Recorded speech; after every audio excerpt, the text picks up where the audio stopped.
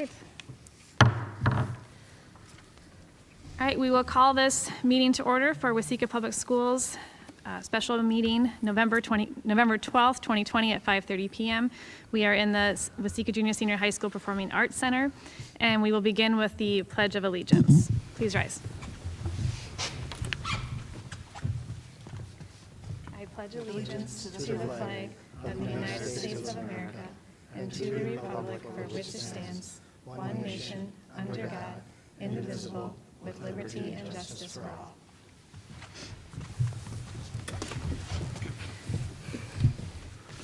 Thank you to everyone who's watching at home. We do have a couple visitors here who will be here for the workshop. Thank you guys for coming. You're welcome to send comments to the board at any time. We do have a specific email address for school board meetings. That is wasecadistrict@gmail.com. And if we receive them prior to a meeting, we will read them during a meeting. I assume we don't have any emails today. Thank you. The purpose of our special meeting today, we have two things on the agenda. The first is to approve the resolution for canvassing returns of votes of the school board election. So I will read the resolution. Be it resolved by the School Board of Independent School District number 829 as follows.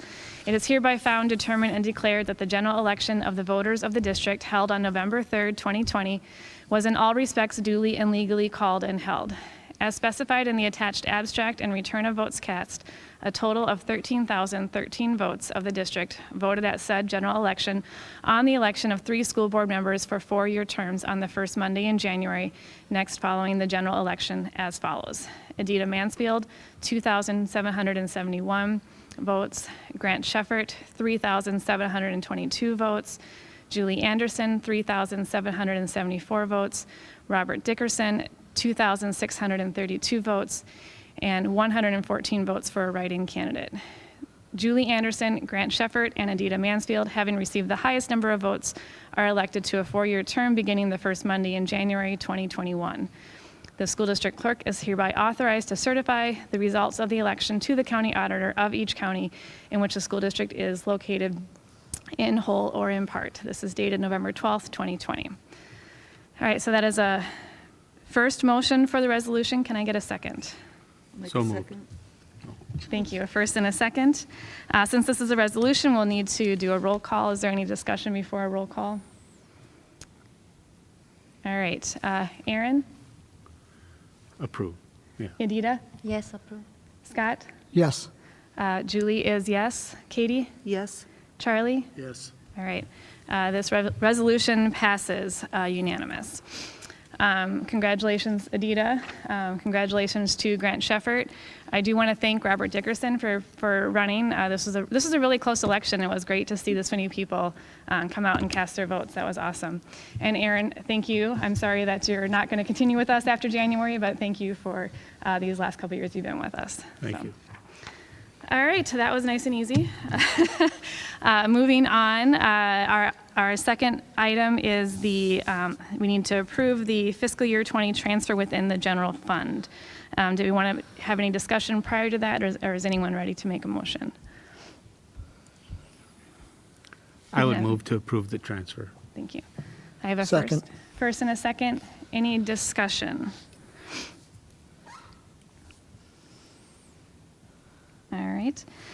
So this would be the total transfer of $323,102.26 from the assigned junior high school facility project to the assigned one-time facility project.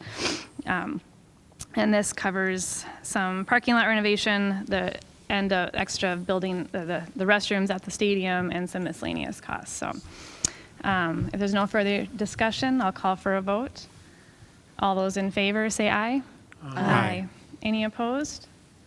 All right, motion carries unanimous. Thank you.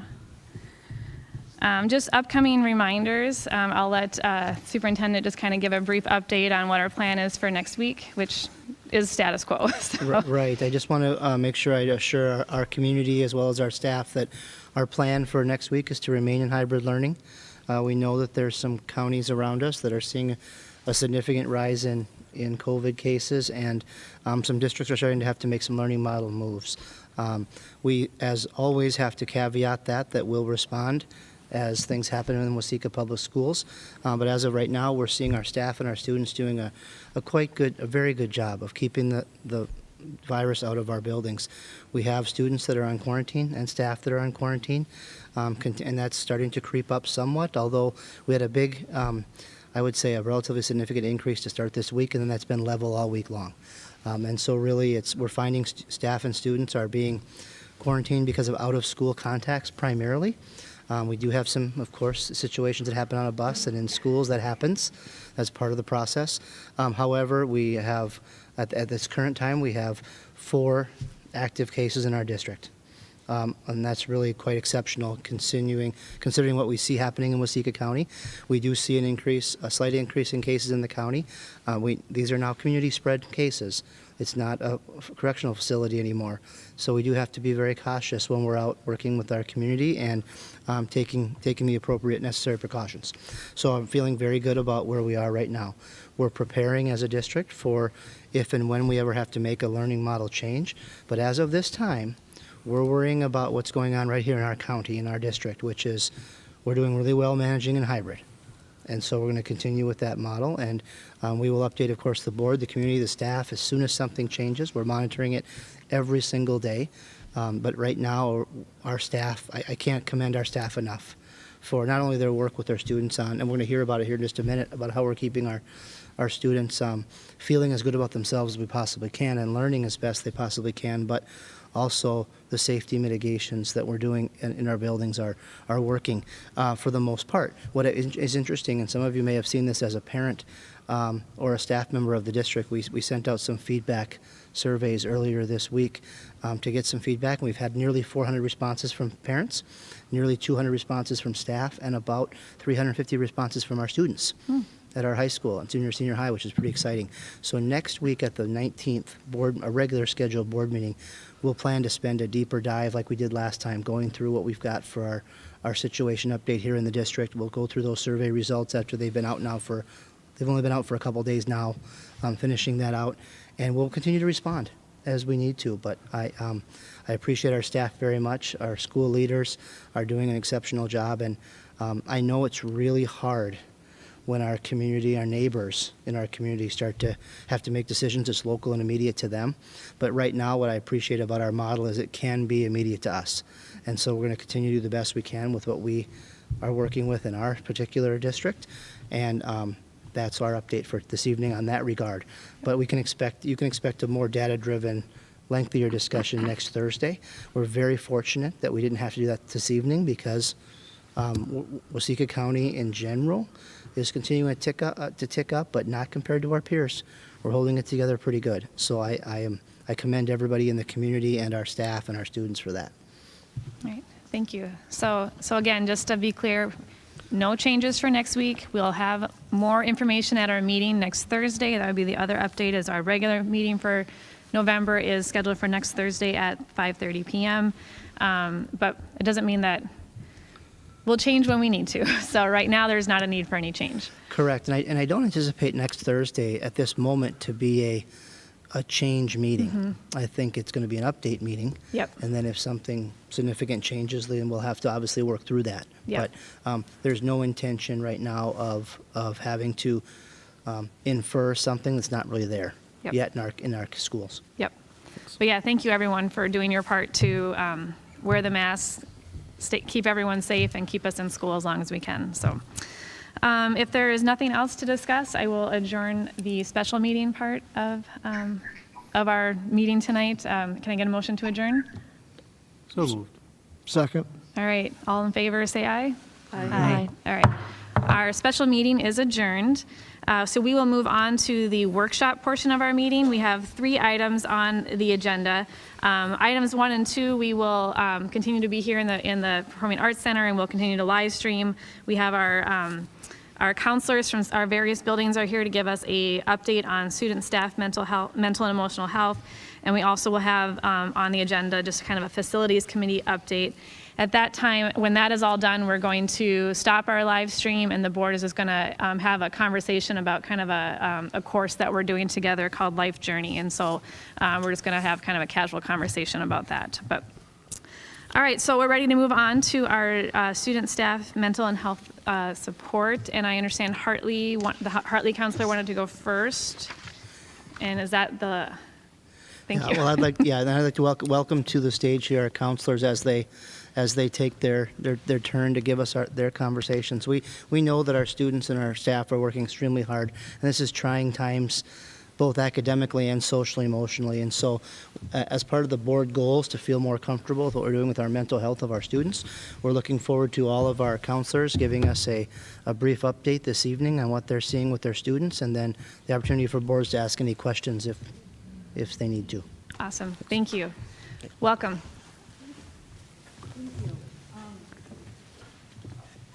So, for Hartley, my name's Lauren Forsberg. I'm the school counselor at Hartley Elementary.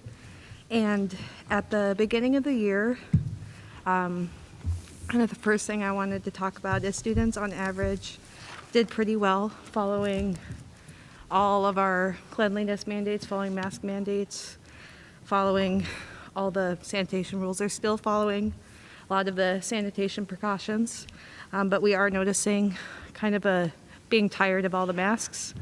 And so some of us have noticed that we've had to give a lot more reminders to keep masks up above the nose. And I've had many students tell me they're very sick of them. And I think on a deeper level, it's starting to really wear on them just how much things are different. Teachers and staff have also noticed that students are fairly behind academically compared to where their counterparts were last year. But additional interventions are being done by teachers and by anyone who is available to be able to meet that need. Students are pulled for individual support, both academic and social emotional support during their Blue Jay room time. And I push in during the Blue Jay room time as well for either second step lessons or habits of mind lessons. So I'm in every Blue Jay room once a week. And so I get to see the kids all the time. And then I have also been trying to make it through all of the students with individual check-ins, just as an introductory to who I am and to check on their mental well-being. And a very common theme I'm seeing is that students are often missing their friends in other Blue Jay rooms. They're feeling a little, not claustrophobic, but they want to be with more kids. And at the same time, they also are very glad they are back in school and are happy not to have to be at home all the time. They're just glad to be back in school. But I am noticing that they're pretty tired of everything going on, and I'm seeing that a lot more. And the students who are struggling the most with regulation and behaviors are, for the most part, the same students that would typically be struggling with regulation and behaviors. And many staff members are reaching out, holding them up to support them. And additionally, our problem-solving team is able to have longer meetings because of our Mondays as distance learning. We're able to have longer meetings, meet with more teachers about more students, and for a little bit longer periods of time. So that's been helpful and helps us figure out the best plans to help out our kids who are struggling a bit. And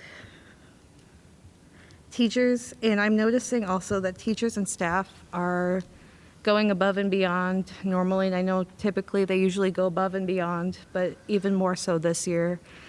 And I worry that with increasing quarantines and just increasing stress loads and continuation of that, I'm worried about teacher mental health as well and staff mental health. But that's all I had prepared if there's any questions. Do you want to ask questions now of particularly for Hartley, or do you want to have everybody kind of share what they want to say and then see what you think of from there? What's your idea? Did you want to get back on the road? Is that what? Well, it's all right. Okay. It's all right, don't worry. You Well, have I had just a comment. I am so glad that Hartley was able to have kids there 4 days a week. Just the amount of time that you're talking about being there for students. Yeah.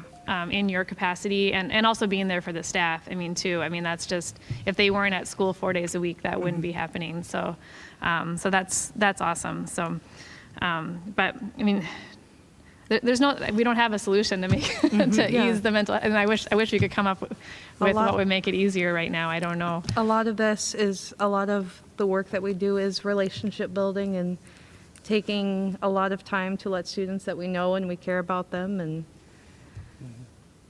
encourage and teaching students how to ask for help and how to get the help that they need when they need it. And that's been going well. Other I just comments? think it's awesome that you're meeting each student individually. I think that's so important because Yeah. we don't always see it, but when you start getting them to talk, things do come out and And like you can catch some things. I haven't been able to make it through all the students yet. I'm working on it, but I know I do see all of the students at least once a week in the classroom. And I think that's been good to help me gauge how they're doing. Other questions or comments for Lauren? Otherwise, we can let you get going on the road. Thank you so much. All right, thank you. I really appreciate hearing how things are going over there and the work that you're doing. Thank All you. right, thank you. Stephanie, I assume you're next? Sure. Stephanie Halsher, the WIS school counselor. I will piggyback off of what Lauren was saying. Our staff have done such a fantastic job teaching and reteaching expectations around social distancing and hand washing and making sure to keep our masks above our nose. And our kids are doing fine with it. At the first couple of weeks, they expressed frustration over not being able to see their friends. We, of course, are 2 days with the students and then 2 days with the other students. And they have complied and they've been accepting of this at this point. And I think it's because of the work of our staff, of the teaching expectations. I was assuming that we were going to have a lot more emotional mental health needs from our students. I assumed that the time spent at home, more time at home than at school, was going to be pretty detrimental to their emotional health, and it's not. I also check in with every student. I do a survey with them every year, and I've gotten about halfway through all the students. And they are expressing that they enjoy the relaxed environment of learning at home. They recognize that they would prefer to be back at school more days. But I was surprised at how well they are doing. The students that are not doing so well are some of our distance learning students. Some of our distance learning students that are learning from home may not have been doing well or engaging well even 5 days a week. And so we do recognize that. It's just more difficult to connect with distance learning students. But our staff that are distance learning teachers are going above and beyond and trying to implement rewards and visiting them at the home, trying to engage them. As far as staff mental well-being, I am so proud of how flexible the teachers have been and their can-do attitude. There's not one person that won't wipe down a table or go out to recess duty or stop and try to help a student with, if they see they don't have a mask or, so they have done such a fantastic job. They're worried about, are we giving the students enough content? Am I creating the content in an engaging enough way? What about my students that are distance learning versus the students that are here in person? Are they achieving well enough? So they spend a lot of time thinking about those things and meeting about those, and so they too appreciate Mondays so that they can meet and collaborate to make that the best they can. I do see it wearing on them. I know that I think the tolerance for being flexible and a can-do attitude, I worry about as COVID cases go up and as our students maybe, if they do have to move towards distance learning, it's going to be tough to keep that level of attitude, can-do attitude up. So I do worry a little bit about that. But at this point, I feel like we are a well-oiled machine. that's moving forward. Our kids are achieving. Our staff are doing well. So that's about all I have. I know I wrote a lot, I'm sorry. I think you summarized well. Thank you. I love that I think you're describing the resiliency of your students, that they've accepted, or they're kind of looking for the positive of some of this you can relax in your learning a little bit more at home, and but still appreciate being at school when they're at school, and I think that's really awesome to hear that. So, but yeah, the fatigue is setting in, I think, for everyone. So, yeah. Other questions or comments for Stephanie? But if you want to stick around for a little bit too, that if something pops up. So,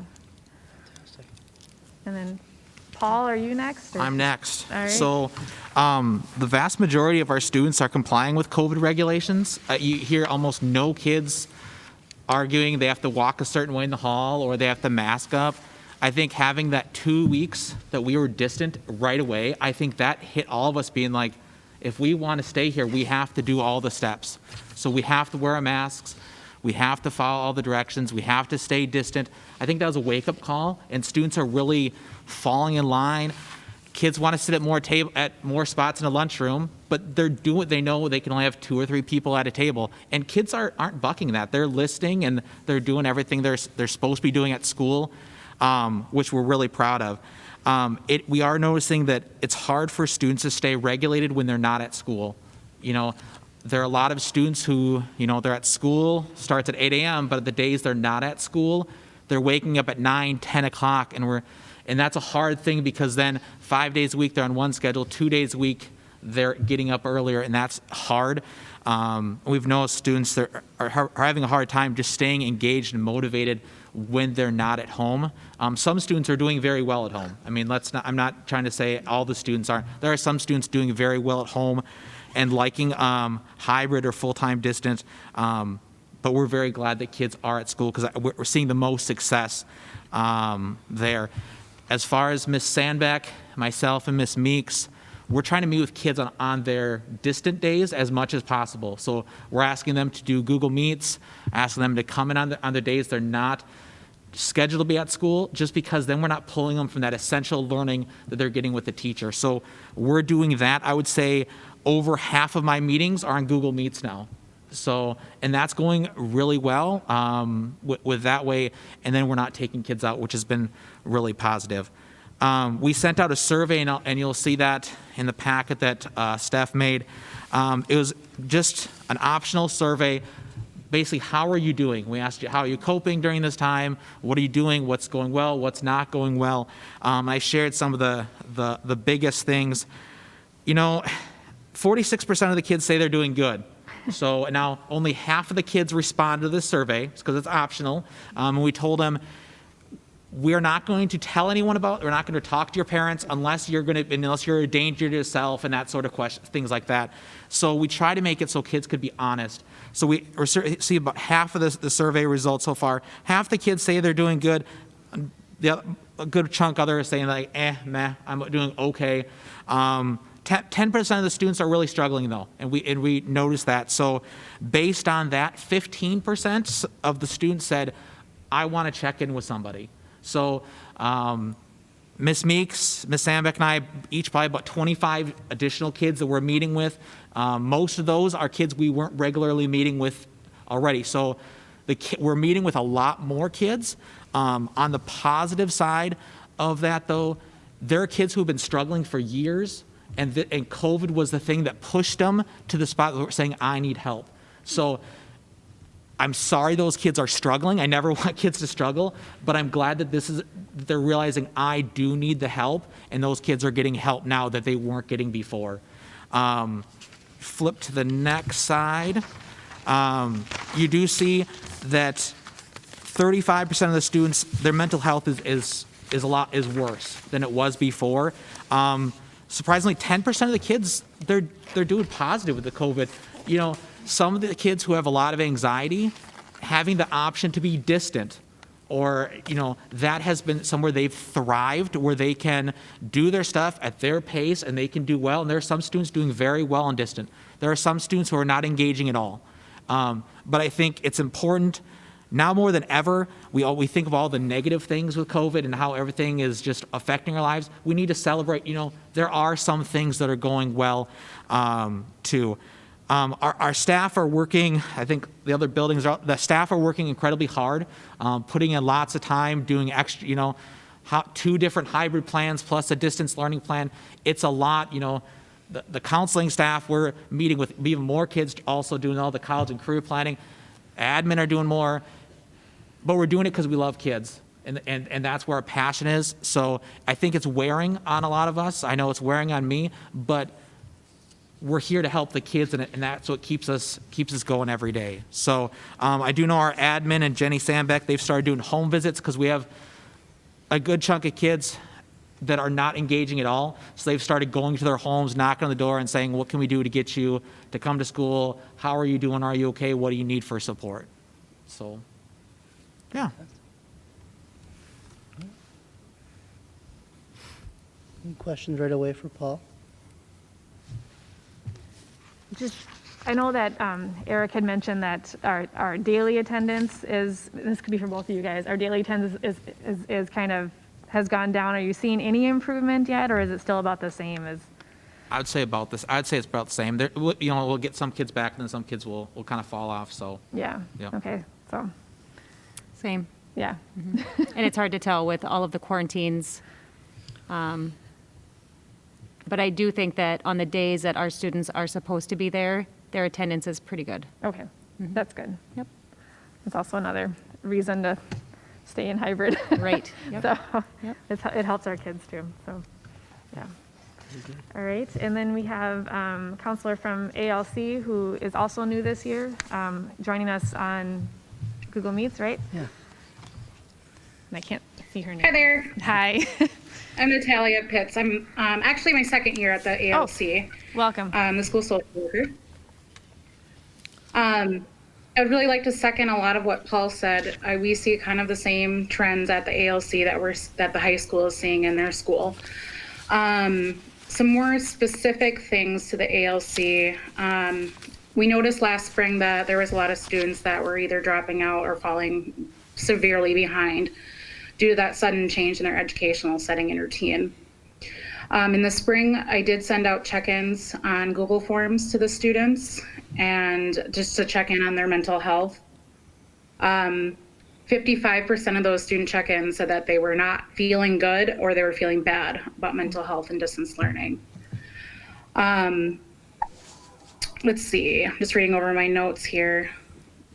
So as with most students, but more specifically with our ALC students, we see that students strive best with structure and routine. This year alone, we've aimed towards providing a more streamlined process to support the students, including a check and connect time at the end of each day to allow our students to check in with their teachers for additional support. This time is also used for students to make up their schoolwork and also check in with my school as needed. Although we have aimed our services to provide the most support to our students, we have still noticed an increase in mental health needs. This year alone, we have seen an increase of hospitalizations due to suicidal ideations and a huge increase of providing referrals for mental health therapy through our school-linked mental health services. Our school-linked mental health therapist is providing therapy through telehealth. Compared to the spring, we have seen a huge increase of students willing to try telehealth.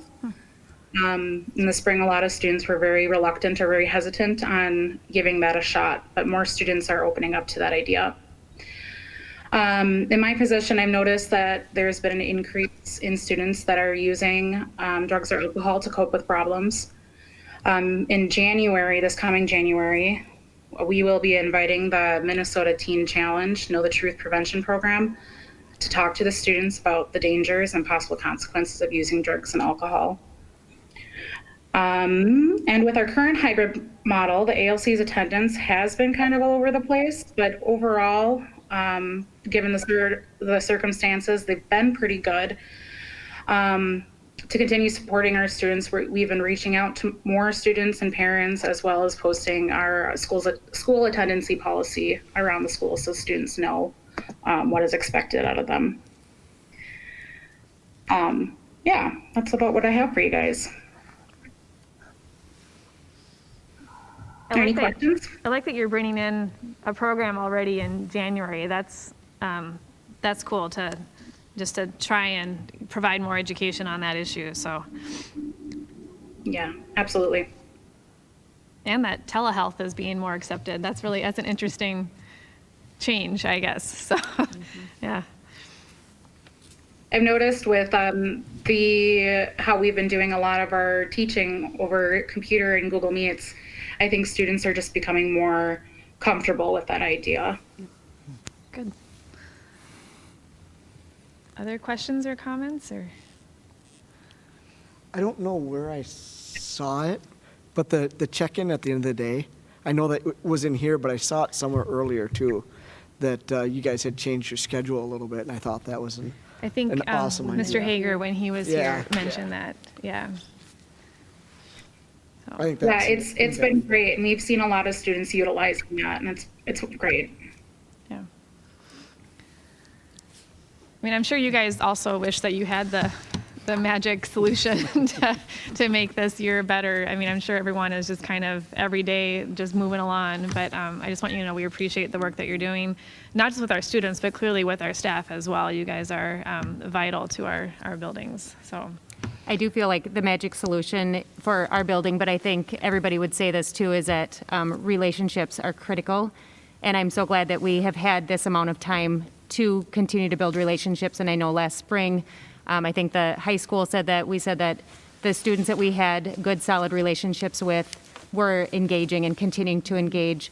And again, we recognize that some students didn't engage well when they were there 5 days a week.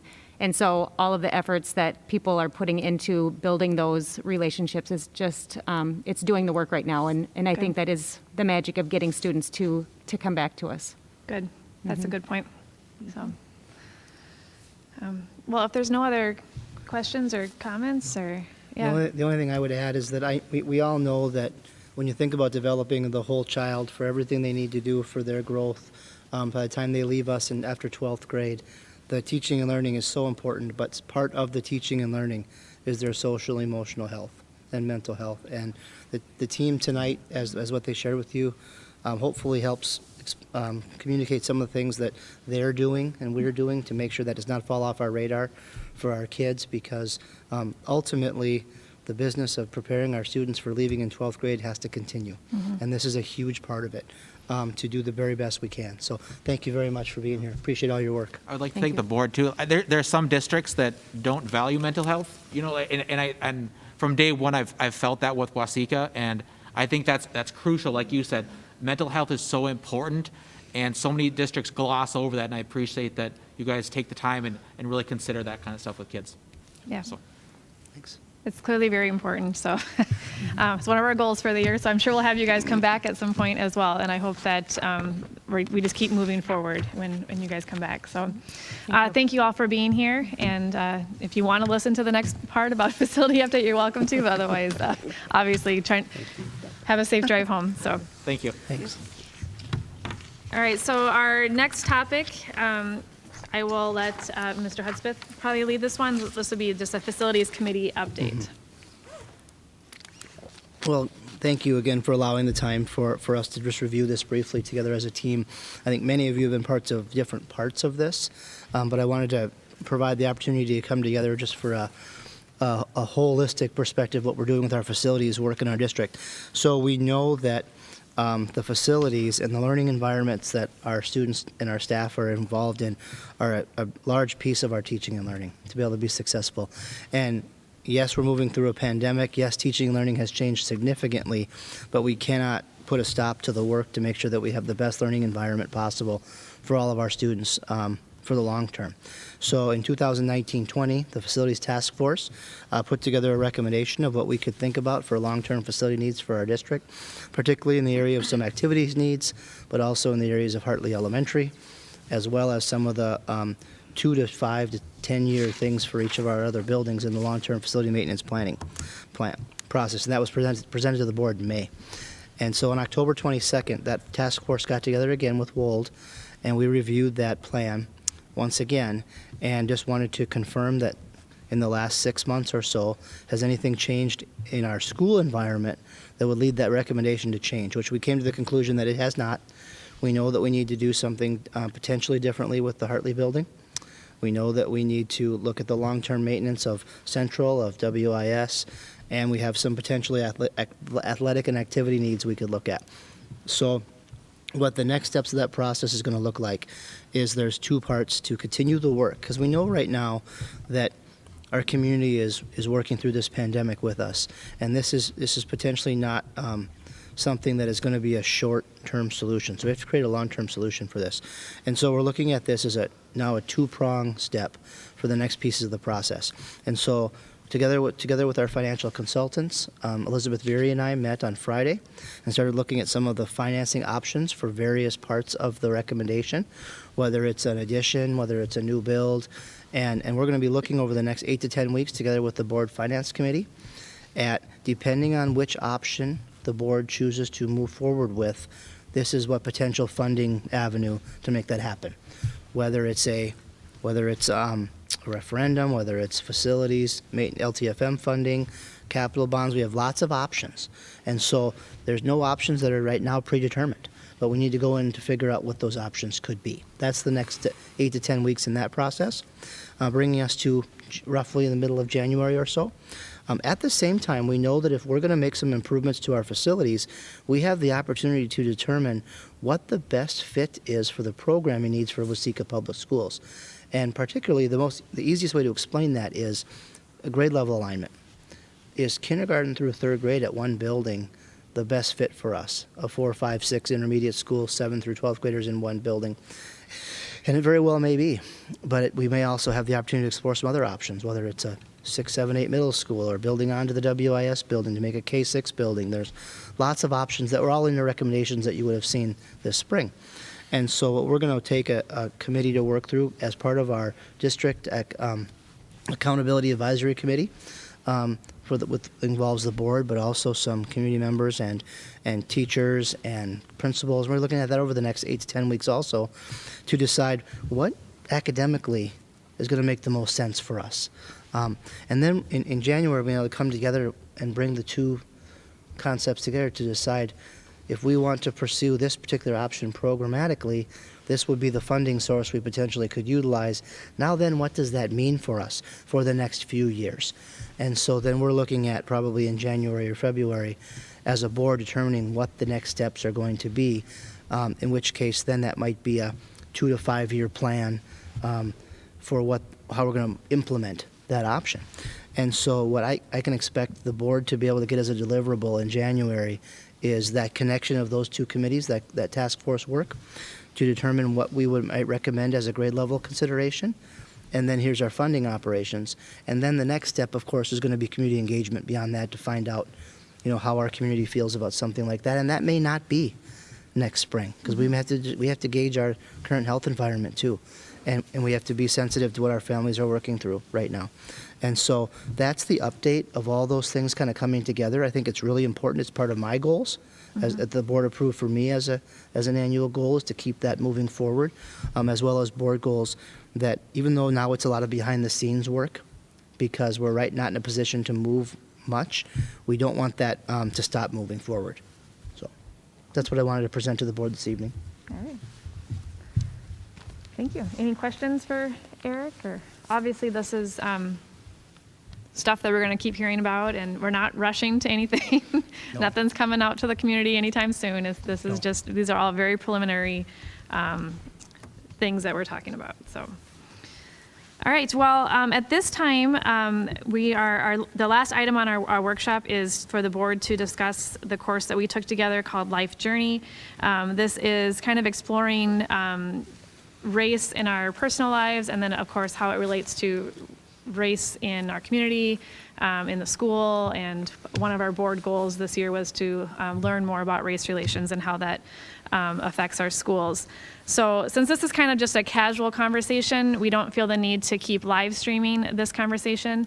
The board is we're going to retire to either the Commons or the Flex Lab, so, and just so we can be a little bit more casual. This is still an open meeting, so if anyone wants to come and listen to us, you're welcome to. We're just not going to live stream it on Facebook. So thank you everyone for being here tonight. Our meeting next week, November 19th, will be live streamed.